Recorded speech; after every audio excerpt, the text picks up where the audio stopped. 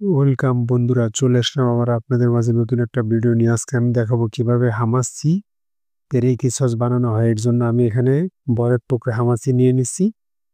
এখানে যে হামাসিটা আমি এখন কেটে দেখাবো যে কিভাবে আমি তেরেকি সস বানানোর জন্য আমি হামাসিটা মাঝখান দিয়ে কেটে নেব। হামাসিটা আমি এরকম ডিভাগ করে নিচ্ছি।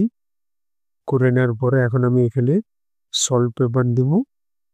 হামাসিটা এখান থেকে আরেক পিস কেটে নেব ছোট করে, এরকম যে আমি যেভাবে কাটতেছি এভাবে কেটে নিলাম। এর সাইজ সুন্দর মতো একটু হাত দিয়ে চাপ দিতে হইব, এরকম করে তাড়াতাড়ি কুকিং করতে সুবিধা হয়। জাহামাছিটা আমি এরকম করে কেটে নিলাম। এখন একটু আমি এখানে লবণ ছিটিয়ে দেবো, সাদা মরিচের গুঁড়া দিব, অর্থাৎ গোলমরিচের গুঁড়া, হোয়াইট পেপার দিয়ে দিলাম। দিয়ে আমি এখন একটু ময়দা, এই যে আমি একটু ময়দা মাখাই নিতেছি সুন্দর মতো।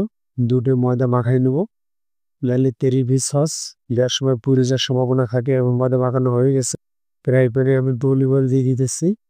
মোটামুটি আমার অলিভ অয়েল দেওয়া হয়ে গেছে। এই হামাচিটা ছেড়ে দিতেছি যেরকম করে, হামাচি ছেড়ে দিলাম। ছেড়ে দিয়ে কিছুক্ষণ কাপড় দিয়ে রাখতে হইব।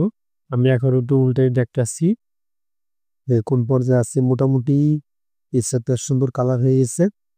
এখন একটু উল্টাই দিতে হইব। মোটামুটি আমার এই সাইডটা হয়ে যাচ্ছে।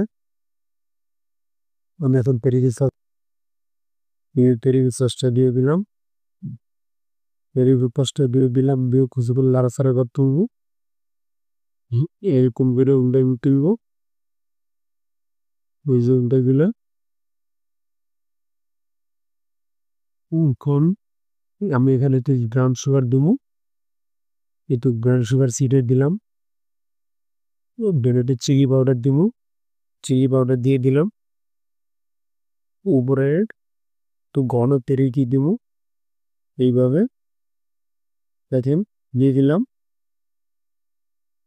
এখন আমি প্লেটে নিয়ে নিতেছি, এই যে প্লেটে নিয়ে নিলাম। আমার সসটা একটু উপর দিয়ে দেবো। এই হইল আমার হাওয়াসি তেরেকি। এই যে আমার হাওয়াসি তেরেকি একদম পারফেক্ট। অবশ্যই ভিডিওটা লাইক, কমেন্ট, শেয়ার করবেন। যারা নতুন আছেন চ্যানেলটা সাবস্ক্রাইব করবেন।